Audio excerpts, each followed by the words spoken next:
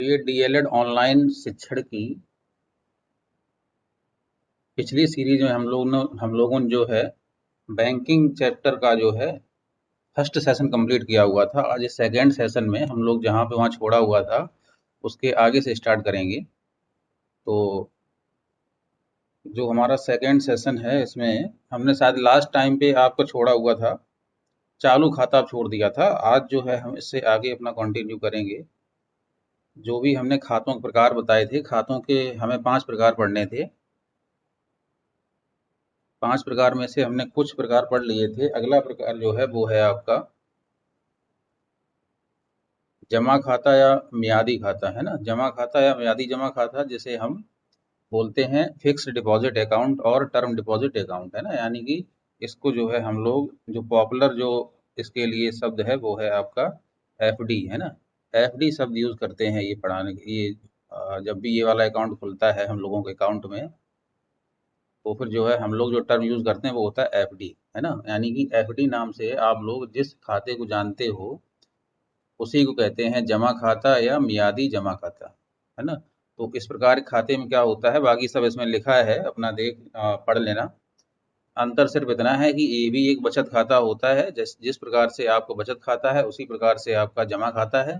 अंतर सिर्फ इतना है कि बचत खाते में जो आपको ब्याज मिलता है वो थोड़ी कम राशि होती है, वो शायद 2% से लेकर 4% के मध्य होता है। जबकि जमा खाता जब आप खुलवाने जाते हो किसी बैंक में तो वहां पर जो आपको ब्याज मिलता है वो आपका उससे थोड़ा अधिक ब्याज मिलता है। ये ब्याज ब्याज जो होता है इसका अमाउंट आपका 5% से लेकर 7 या 8% तक कोई कोई बैंक भी दे देती है। तो इस प्रकार से इसमें जो है आपको ब्याज प्राप्त होता है। इसके अलावा जो दूसरा मेन डिफरेंस है दोनों बचत खातों और इस खाते में, वो ये है कि बचत खाता जो होता है उसमें आप किसी भी समय अपना जो भी वर्किंग डेज होते हैं, जो भी वर्किंग आवर होते हैं, उनमें से आप किसी भी टाइम पे जो है अपना धन जो है आप बैंक में जमा भी कर सकते हो और आवश्यकता पड़ने पर निकाल भी सकते हो। जबकि जमा खाता आपको ये सुविधा नहीं देता है। जमा खाते में आपको जो आप अपना धन बैंक में जमा करते हो उसके लिए आपको एक बॉन्ड साइन करना होता है, जो बॉन्ड मिनिमम 1 साल का होता है। इससे अधिक जो है 5 साल 10 साल कुछ भी हो सकता है। यानी कि यहाँ पे जो आप धन बैंक में जमा करने जा रहे हो वो धन एक निश्चित अवधि के लिए जमा किया जाता है। उसे किसी भी समय आप फ्रीली बैंक से जाकर निकाल नहीं सकते हैं, है ना। अगर आपने बॉन्ड साइन किया है कि हम 5 साल के लिए जमा कर रहे हैं, यानी कि अब आप उस धन को 5 साल बाद जब निकालेंगे तब उस बॉन्ड में जो भी बातें लिखी थी कि आपने कितना धन जो है जमा किया है, कितने समय के लिए जमा किया है एवं उस पर क्या ब्याज दर आपको मिलेगी, तब उन सभी जो है बॉन्ड की कंडीशंस को फॉलो किया जाएगा एवं आपको लिखित ब्याज की दर से पूरे 5 साल का ब्याज दे दिया जाएगा। लेकिन अगर आप 5 साल से पहले आपको कोई इमरजेंसी पड़ती है और आपको अपना जमा खाता जो है जमा खाते से अपनी धनराशि निकालने की आवश्यकता पड़ती है, तो उस कंडीशन में आपको बैंक मना तो नहीं करेगा। अगर आप एप्लीकेशन देंगे तो आपकी धनराशि निकाल देगा, लेकिन उस कंडीशन में आपको कुछ ना कुछ पेनाल्टी पे करनी होती है। यानी कि वो जो शर्तें उसमें लिखी हैं वो पूरी तरह से फुलफिल नहीं हो पाती हैं, आपको उनसे कुछ कम धनराशि मिलती है। तो ये डिफरेंस है दोनों प्रकार के खातों में, जमा खाता एवं बचत खाते में, है ना। बाकी स्क्रीन में लिखा हुआ आपको दिख रहा है, आप वही जो है पढ़ लीजिएगा। इस प्रकार के खाते में क्या होता है। हाँ, अगला इसका एक जो पॉइंट है वो ये है कि इस प्रकार के जब आप खाता खुलवाने जाते हो तो आपको किसी प्रकार की कोई पासबुक नहीं दी जाती है, बल्कि एक सर्टिफिकेट दिया जाता है। जो हमने इसमें लिखा है प्रमाण पत्र प्रदान करता है बैंक आपको, है ना।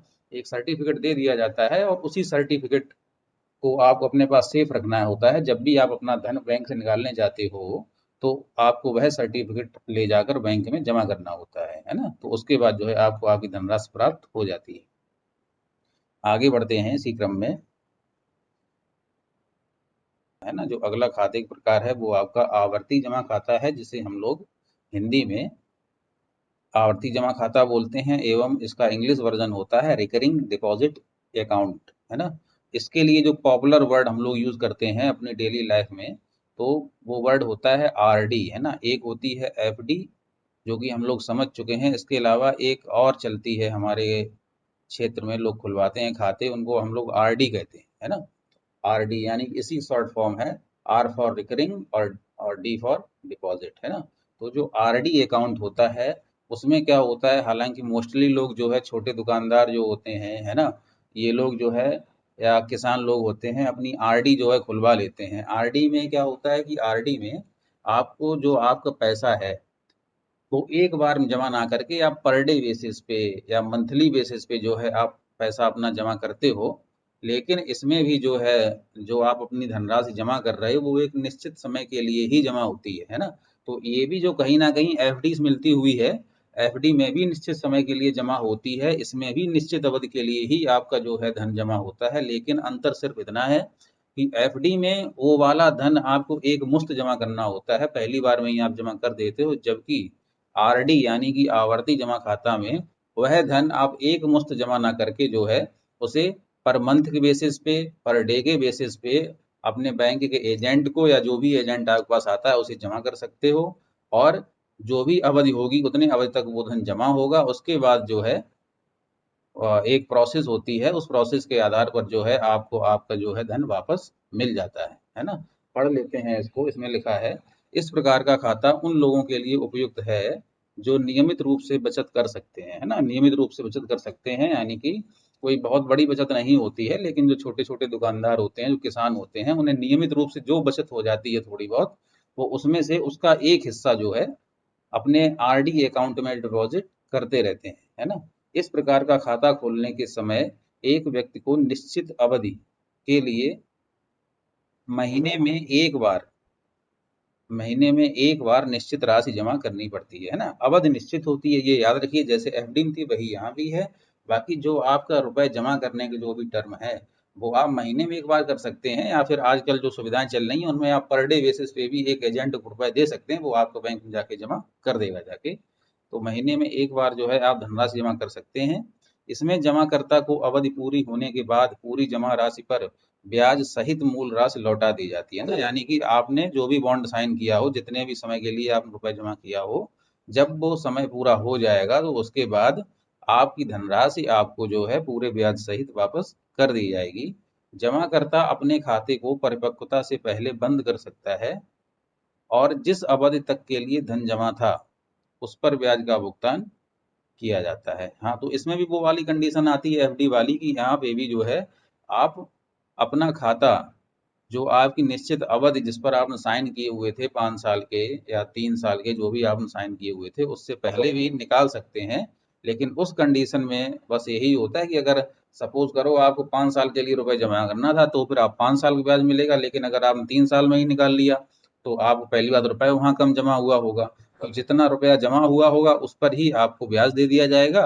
और इस ब्याज, ये जो आपने रुपए निकाले हैं, तो इस प्रोसीजर में जो भी बैंक का खर्चा आता हो या जो भी आपकी एजेंसी हो जिसमें आपने अकाउंट खुलवाया हो उसका जो भी खर्चा आता हो वो आपसे ले लेगी, यानी कि कुछ ना कुछ पेनाल्टी आपको इसमें भी पे करनी होती है।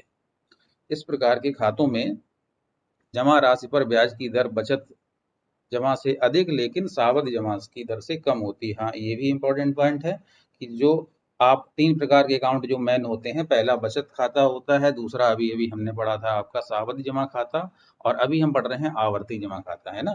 तो आवर्ती जमा खाता यानी जो आरडी होती है, इसमें आपको जो इंटरेस्ट दिया जाता है बैंक के द्वारा, इंटरेस्ट यानी जो ब्याज दिया जाता है, उसकी दर बचत खाते से कुछ अधिक होती है, लेकिन जो आपका सावधि जमा खाता है, जो आपकी एफडी है, उससे कुछ कम होती है ना। यानी कि दोनों के बीच में ये कहीं ना कहीं जो है स्टैंड करता है।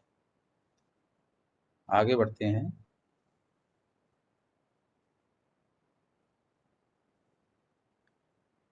नेक्स्ट है हमारा बुनियादी बचत खाता, है ना, बुनियादी बचत खाता।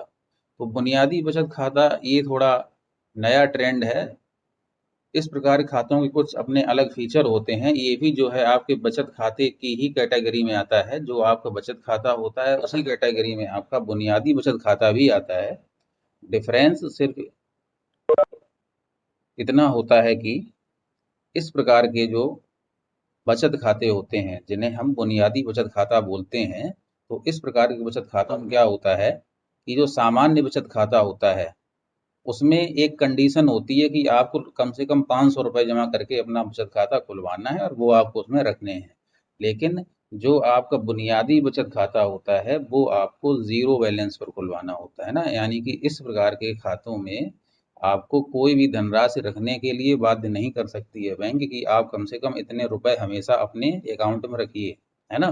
तो ये बचत खाते का वह प्रकार है जो आपको ज़ीरो बैलेंस मेंटेनेंस की जो है सुविधा उपलब्ध कराता है, अर्थात इस प्रकार के बचत खाते में आपको जो है अपनी धनराशि मेंटेन करने की कोई आवश्यकता नहीं होती है। अगर आपका ज़ीरो बैलेंस है तो भी आपसे बैंक कोई पेनल्टी नहीं काटेगा।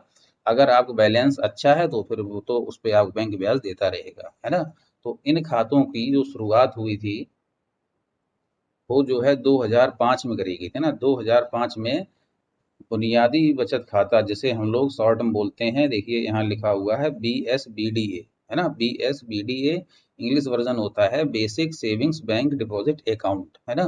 तो जो आपका BSBDA है इसकी शुरुआत 2005 में रिजर्व बैंक के आदेश से करी गई थी और इसमें सिर्फ इतना था कि ये जो है वंचित और गरीब लोगों के लिए जो है बैंकिंग की सुविधा देने के लिए इसको शुरुआत किया गया था। केवल जो वंचित और गरीब लोग थे सिर्फ उनको ही स्टार्टिंग में ये सुविधा दी जा रही थी और इसके जो फीचर्स हैं वो वही आगे लिखा हुआ है कि इस पर आप जो है ज़ीरो बैलेंस में खाता भी खोल सकते थे और इसमें न्यूनतम बैलेंस बनाए रखने की कोई बाध्यता नहीं होती थी, यानी कि अगर आपके अकाउंट में कोई रुपए नहीं है तो भी कोई बात नहीं है ना। लेकिन फिर इसके बाद सन 2012 में जो आपके नो फ्रिल, हाँ ये थोड़ा ये जो यहाँ वर्ड लिखा हुआ है नो फ्रिल खाता, है ना, नो फ्रिल खाता, तो ये इसका दूसरा नाम है, ठीक है। जब 2005 में इस प्रकार के खातों को खोलना स्टार्ट किया गया था सिर्फ और सिर्फ वंचित और गरीब लोगों के लिए, तो इसे बोला जाता था नो फ्रिल अकाउंट, है ना। तो इसे नो फ्रिल अकाउंट या नो फ्रिल खाता बोला जाता था। इसके बाद 2012 में जब आरबीआई ने, जो रिजर्व बैंक ऑफ इंडिया है, इसने जब इसको आम जनता के लिए भी लागू कर दिया तो इन खातों को नाम दिया जाने लगा basic basic savings bank account, यानी कि BSBDA अर्थात बुनियादी बचत खाता, है ना। तो बुनियादी बचत खाता खुलवाने का जो जब स्टार्ट हुआ था 2005 से, तो उस समय उसको नो फ्रिल खाता यानी नो फ्रिल अकाउंट नाम से जानते थे, लेकिन 2012 के बाद जब ये पूरी आम जनता पर लागू हुआ तो उसे जो है BSBDA अर्थात बुनियादी बचत खाता English version basic saving bank account नाम से जाना जाने लगा हुआ है ना। तो BSBDA जो होता है, BSBDA जो होता है यानी कि जो बुनियादी बचत खाता होता है, इसके जो दिशा निर्देश हैं, है ना, जो गवर्नमेंट के इंस्ट्रक्शंस हैं वो ये हैं कि चाहे किसी भी प्रकार की वित्तीय संस्था हो भारत देश में, है ना, यानी कि चाहे कैसी भी बैंक हो, वो बैंक गवर्नमेंट हो या बैंक प्राइवेट हो, कोई भी बैंक हो, वो जो है BSBDA यानी कि बुनियादी बचत खाता जो है अपने बैंक में ज़रूर खुलवाएगी और उनको जो है ज़ीरो मेंटेनेंस पर ही खुलवाना होगा, है ना। तो अगर आप जो है किसी प्राइवेट बैंक में भी जाते हो, जैसे कि प्राइवेट बैंकों में हमारे यहाँ आती हैं HDFC bank, ICICI bank, axis bank, yes bank, है ना। तो ये सब प्राइवेट बैंकों में काउंट करी जाती हैं। अगर आप इन बैंक्स में भी जाते हो तो इन बैंक्स में भी जो है आपका BSBDA अकाउंट अगर आप खुलवाते हो तो इन बैंक्स में भी आपको मेंटेनेंस के लिए कोई धनराशि रखने की आवश्यकता बैंक में नहीं होगी, है ना। लेकिन आपको खुलवाना BSBDA ही है। अगर आप वहाँ सेविंग अकाउंट खुलवा लेते हो तो उनकी कंडीशंस थोड़ी हाई हो जाती हैं, वो थोड़ा ज़्यादा पैसा रखवाते हैं बैंक में। लेकिन अगर आप प्राइवेट बैंक में BSBDA अकाउंट खुलवा लेते हैं, आजकल ये सभी बैंक जो हैं गवर्नमेंट के निर्देश के अनुसार सभी बैंक जो है अपने यहाँ ये अकाउंट खुलवा भी रही हैं, तो इन अकाउंट में आपको न्यूनतम बैलेंस रखने की कोई बाध्यता नहीं होगी, यानी कि अगर आपको ज़ीरो बैलेंस भी है किसी भी प्रकार की बैंक में, चाहे वो आपकी बैंक गवर्नमेंट हो चाहे प्राइवेट बैंक हो, उसे आपके अकाउंट से कोई भी पेनाल्टी काटने का अधिकार नहीं है, आपके अकाउंट में ज़ीरो बैलेंस हो या फिर आपके अकाउंट में एक अच्छा खासा बैलेंस, है ना। तो ये हो गया आपका बुनियादी बचत खाता। तो ये हमारे 5 प्रकार के खाते थे जिनके बारे में हमने पढ़ लिया है। इसके बाद आगे चलते हैं।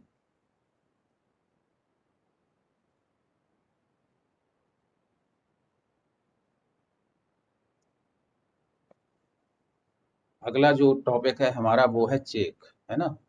चेक एक जो है बड़ा फॉर्मल सा वर्ड है बैंकिंग की, जो भी वोकेब्स होती हैं उसमें, और आजकल लगभग हर प्रकार के अकाउंट पर जो है आपको चेक जो है अवेलेबल भी कराई जाती है ना।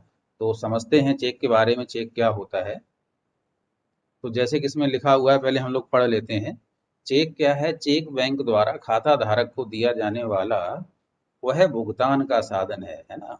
खाता धारक को दिया जाने वाला वह भुगतान का साधन है जिससे खाता धारक व्यक्ति को जिससे खाता धारक किसी व्यक्ति को अपने अकाउंट से डायरेक्ट कैश ना देकर भुगतान कर सकता है ना। अपना जो अकाउंट है उससे किसी भी व्यक्ति को डायरेक्ट कैश ना देकर ऐसे ही भुगतान कर सकता है। चेक में आप जिसे पैसे दे रहे हैं उसका नाम लिखना होता है। चेक में आपको यह भी भरना होता है कि आप कितने रुपए उस व्यक्ति को दे रहे हैं, है ना। ये फॉर्मल सी बातें हैं, लगभग सभी को पता भी होंगी। और अंत में आपको सिग्नेचर यानी कि अपने हस्ताक्षर करने होते हैं। आपका चेक लेकर व्यक्ति अपने अकाउंट में जब लगाएगा तो आप उसमें जो भी अमाउंट लिखा हुआ होगा वो उस व्यक्ति के अकाउंट में ट्रांसफर हो जाता है ना। तो कुल मिलाकर चेक को अगर हम परिभाषित करना चाहें, अगर हम चेक के बारे में कुछ शब्द लिखना चाहें, तो जैसे कि हमने यहाँ लिखा हुआ है कि चेक क्या है? चेक एक भुगतान का साधन है जिसमें वह व्यक्ति जो चेक धारक है उसे अगर किसी कोई भुगतान करना है तो वो कैश अमाउंट ना देकर उस चेक में अपना अमाउंट भर के उस व्यक्ति को दे सकता है, वो भी उसका जो है पूरा पूरा भुगतान माना जाएगा। बस इतना होता है कि इस चेक को जिस व्यक्ति को दिया गया है उस व्यक्ति को जाकर अपने खाते में लगाना होता है। या चेक बहुत प्रकार के होते हैं, कोई अन्य प्रकार चेक होता तो फिर आपको तुरंत कैश भी मिल जाता है ना। तो ये चेक है। अगर हम इसकी परिभाषा लिखना चाहें, अगर हम इसके सटीक शब्द लिखना चाहें तो वो क्या होते हैं? जैसे कि इसमें हमने फिर इसके बाद लिखा हुआ है विदड्रॉल स्लिप, यानी कल जिसके बारे में हम पढ़ रहे थे, आहरण फॉर्म जो होता है। ठीक है, आहरण फॉर्म या निकासी पर्ची कल हमने इसको संबोधित किया था। इंग्लिश में इसको विदड्रॉल स्लिप ही कहते हैं। तो विदड्रॉल स्लिप की तरह चेक भी बैंक द्वारा निर्गत एक प्रपत्र होता है जिस पर एक संख्या पड़ी रहती है जिसे हम लोग कहते हैं चेक संख्या, है ना। और सटीक शब्दों में जब हम लोग इसको परिभाषित करते हैं तो लिखा हुआ है चेक एक शर्त रहित आज्ञा पत्र है जो संबंधित खाते से रुपए निकालने के काम आता है ना। यानी कि जो चेक होता है वो शर्त रहित आज्ञा पत्र है, यानी कि एक ऐसा आदेश पत्र है जिसमें अकाउंट होल्डर ने जो धनराशि फिल कर दी वो धनराशि बैंक को जो उसके जो बैंक के सामने वो चेक समक्ष बैंक के समक्ष जो चेक प्रस्तुत करता है व्यक्ति उसके खाते में या उसे कैश जो है उसको जो है देना पड़ता है। तो ये शर्त रहित एक आज्ञा पत्र या आदेश पत्र है। ये थोड़ा इम्पोर्टेंट है, इसको याद रखिएगा। चेक क्या है? चेक एक शर्त रहित आज्ञा पत्र है, यानी कि जब भी कभी कोई चेक किसी बैंक के पास जाएगा तो एक तरीके से वो उस व्यक्ति का आदेश होता है जिसके नाम पे वो चेक है, यानी जिसका वह अकाउंट है ना। तो क्या लिखा है? जो संबंधित खाते से रुपए निकालने के काम आता है, यानी कि इसके द्वारा जो है जो भी अकाउंट होल्डर है उसके अकाउंट से रुपए निकाला जाता है। ठीक है, ऊपर लिखा हुआ है इसमें एक संख्या पड़ी होती है जिसे चेक संख्या कहते हैं। तो ये भी समझ लीजिए, कभी कभी गलती हो जाती है, हम समझ नहीं पाते हैं कि चेक संख्या क्या होती है। तो चेक जब भी आप मिलेगी तो उसमें ये जो आप नीचे देख रहे हो इस प्रकार से कुछ नंबर्स लिखे होते हैं ना। ये चेक का जो है हमने एक सैंपल दिया हुआ है, इस प्रकार से कुछ नंबर्स लिखे होते हैं। तो इन सभी नंबर्स में अगर हम आपसे पूछें बताइए चेक संख्या कौन सी है, तो आगे वाले ये जो डिजिट होते हैं ना, ये जो आगे वाले 6 डिजिट होते हैं इनको बोलते हैं चेक नंबर, यानी कि चेक संख्या। यही फिल किए जाते हैं उसमें, है ना। इसके अलावा जब भी आप किसी के लिए अपना चेक जो है काटेंगे, जब चेक में अपना अमाउंट भर के देंगे तो आपको अपनी धनराशि जो है चेक में ये जहाँ लिखा होता है रुपीज, है ना, यहाँ पे फिल करनी होती है धनराशि। और धनराशि जो है आपको अपनी डिजिट्स और वर्ड्स दोनों फिल करनी होती है ना। ये भी याद रखिएगा कि जब भी आप किसी कोई चेक काट के देंगे तो जैसे कि आप अगर किसी को 1,000 रुपए की चेक देनी है तो फिर आप ये वाला जो कॉलम दिख रहा है, ये वाला कॉलम यहाँ पर आप लिखेंगे 1000, यानी कि आप 1,000 लिख देंगे काय में? डिजिट्स में, यानी कि अंकों में लिख देंगे आप 1,000। ठीक है, और उसके बाद जो है ये जो सामने रुपीज लिखा हुआ है यहाँ पर जो है आपको वो वाली धनराशि जो आपने यहाँ इस बॉक्स में लिखी है अंकों में, ये यहाँ पे आपको शब्दों में मेंशन करनी होती है। यानी कि अब आप यहाँ पे हिंदी में या इंग्लिश में जिसमें भी आप कंफर्टेबल हो उस लैंग्वेज में आप यहाँ लिखना पड़ेगा 1,000 रुपए मात्र, है ना। 1,000 रुपए मात्र, या फिर इंग्लिश में अगर आप लिखते हैं तो 1000 रुपीज ऑनली लिखना पड़ेगा, है ना।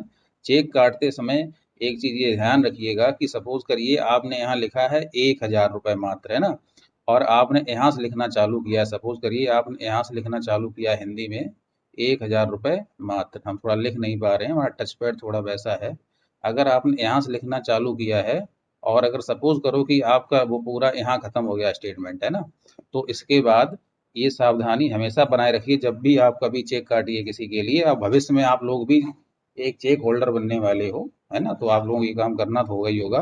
तो ये याद रखिएगा कि जब भी आप किसी को चेक काट दें, तो जहाँ से आपने अपने वर्ड्स लिखना चालू किया है उसके आगे कोई भी जगह नहीं छोड़नी है ना। या तो आप यहाँ से लिखना चालू करें जहाँ से ये रुपए के बाद स्टार्ट होता है, अगर आप यहाँ से स्टार्ट नहीं कर पा रहे हैं तो जो ये गैप बीच में दिख रहा है, इस गैप में आपको इस प्रकार से यहाँ से लेकर यहाँ तक आपको एक लाइन कर देनी है ना, तो जिससे कि इन दोनों के बीच में कोई भी गैप ना रहे। इसी प्रकार से यहाँ पर भी जो है जैसे ही खत्म हुई है आपका आपका वाक्य या आपने जो भी वर्ड्स लिखे हैं, तो उसके बाद आगे जो है जगह खाली, इसमें आपको इस प्रकार से लाइन कर देनी है ना। तो इससे फायदा क्या होता है, फायदा ये होता है कि आपने यहाँ लिखा था 1,000 रुपए मात्र, है ना, और कोई सपोज करो आपने किसी को चेक दे दी, उसे पता है कि आपके अकाउंट में काफ़ी रुपए हैं, तो अगर सपोज करो अगर उसने यहाँ आगे अपने मन से आपने यहाँ जगह ये खाली छोड़ दी होती, जैसे कभी यहाँ जगह ये पहले खाली थी, सपोज करो ये जगह जो है आप खाली ही छोड़े होते पहले से ही, आपने यहाँ ये लाइन नहीं खींची थी, ये वाली जो हमने खींची है ये आप नहीं खींची होगी, है ना। तो इस कंडीशन में अगर वो व्यक्ति चाहे तो अगर उसने 1,000 के आगे अगर अपने पेन से उसी राइटिंग में जो आपने लिखा है, अगर उसने 1,00,000 और लिख दिया, है ना, अगर उसने यहाँ पे 1,00,000 और लिख दिया, अगर यहाँ पे उसने 1,00,000 और लिख दिया और वही काम उसने यहाँ पे कर दिया, यहाँ भी आगे 1 बना दिया आगे 0 बना दिया, तो बैंक आपसे पूछेगी भी नहीं कि आप कितने की चेक काटी थी, है ना। वो पूरा 1,01,000 रुपए उस व्यक्ति के अकाउंट में ट्रांसफर कर देगी, है ना। अगर अकाउंट में ट्रांसफर करा रहे हो तो अकाउंट में करेगी, अगर कैश लेने जा रहा है, अगर आपकी चेक ऐसी है जिससे कैश वो प्राप्त कर सकता है, तो फिर वो कैश भी उसे दे देगी बिना आपके पूछे। इसीलिए ऊपर लिखा है बिना आप पूछे, यानी कि शर्त रहित आज्ञा पत्र है, यानी कि आपने जो लिख कर दे दिया, ठीक है, तो आज पूछेगी नहीं आपने ये लिखा है या नहीं लिखा है, तो बैंक आपको वो अमाउंट उसे जो है पे कर देगी जो वहाँ चेक लेके जा रहा है ना। इसीलिए आप जब भी चेक अपनी फिल करें, तो जब भी आप ये वर्ड्स लिखें, तो चाहे आप डिजिट में लिख रहे हों और चाहे आप यहाँ वर्ड लिख रहे हों, तो उनसे पहले जहाँ से आपने स्टार्ट किया है उससे पहले और जहाँ खत्म हुआ है उसके बाद इस प्रकार से लाइन जरूर कर दें। और डिजिट में भी ये ध्यान रखें, यहाँ लाइन तो नहीं करनी होती है, लेकिन आप जो है एकदम स्टार्टिंग से ही स्टार्ट करें, और जहाँ आप खत्म हो रहा है, सपोज करो ये 1,000 लिखा था, आपने ऐसे ही छोड़ दिया, उसने यहाँ 0 बना दिया, है ना, या उसने 2 0 बना दी तो वो 1,00,000 हो गया, है ना। तो यहाँ पे इस साइड में यहाँ पर जो है इस प्रकार से एक लाइन खींचिए पहले और फिर ये करिएगा, तो आपका जो अमाउंट आपने जो फिल करके दिया है उस व्यक्ति को जिसे आप भुगतान कर रहे हो, तो वो उसमें कोई भी मैनिपुलेशन यानी जोड़ तोड़ नहीं कर सकता है, और आपके अकाउंट से जो है जो रिस्क होता है फ्रॉड होने का वो भी आपका नील हो जाएगा, है ना। तो चेक काटते समय ये सावधानियां हमेशा याद रखें। आगे बढ़ते हैं।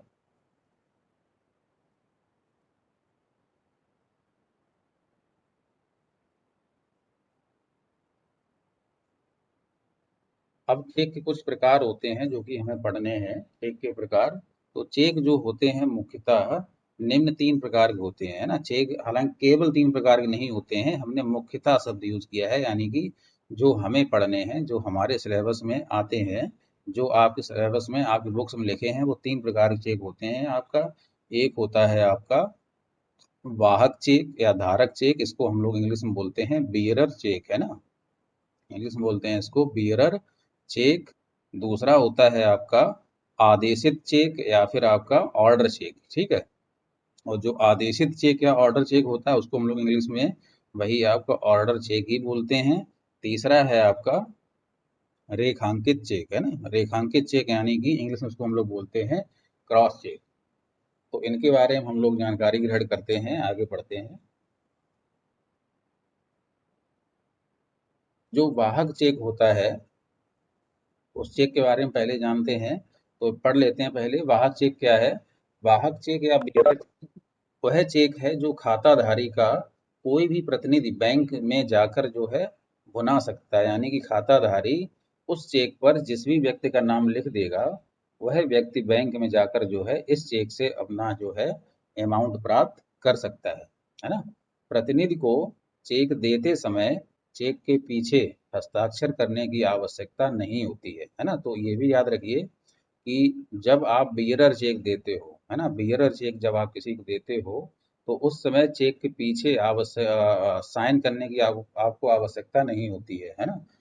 कुछ चेक में पीछे साइन होते हैं, वो भी आगे आएंगी उनके बारे में। तो जब आप बियरर चेक फिल करोगे, है ना, अभी आप इनका सैंपल भी दिखाएंगे कि बियरर चेक किस प्रकार का होता है। हालांकि सभी चेक जो है दिखने में सेम ही होते हैं, केवल कुछ वर्डिंग का अंतर होता है। और अंदर जो है वो क्या है क्या नहीं है, ये तो उस कोड के द्वारा बैंक जो है तुरंत जान लेती हैं इस किस प्रकार का बैंक है ना। लेकिन बियरर चेक, ऑर्डर चेक और ये जो आपको तीसरा हमने बोला कौन सा, रेखांकित चेक यानी क्रॉस चेक जो है, इन सभी में जो छोटा सा अंतर होता है वो अंतर जो है आपको इमेजेस द्वारा जो है दिखाए जाएंगे। तो पहले हम लोग उसको समझ लें क्या होता है। तो वह चेक जो है, वह चेक जो खाता धारक का कोई भी प्रतिनिधि, यानी कि खाता धारक जिसे भेज रहा है बैंक में, वह उस चेक को भुना सकता है, यानी कि उस चेक के द्वारा वह धनराशि प्राप्त कर सकता है। इस प्रकार के चेक को हम लोग बोलते हैं वाहक चेक।